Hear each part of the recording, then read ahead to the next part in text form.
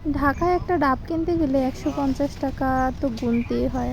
আর এখানে নিজেদের গাছের ডাব আমরা বিক্রি করতেছি। এই যে বিক্রি করার পাশে আবার একটু খেয়েও নিলাম।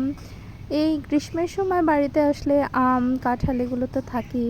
আর নিজেদের গাছ থেকে আম পেড়ে খাওয়ার মজাই আসলে আলাদা। অনেক দিন পরে পানের বরে আসলাম। অনেক দিনই আসা হয় না। ছোটবেলায় কত আসতাম।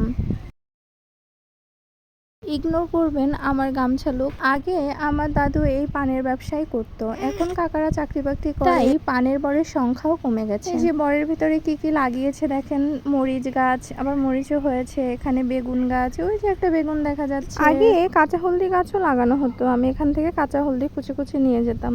আর এই যে দেখেন, ওরে বাবা, পুঁই শাকের ডাঁটা কত বড় হয়েছে আর কত মোটা।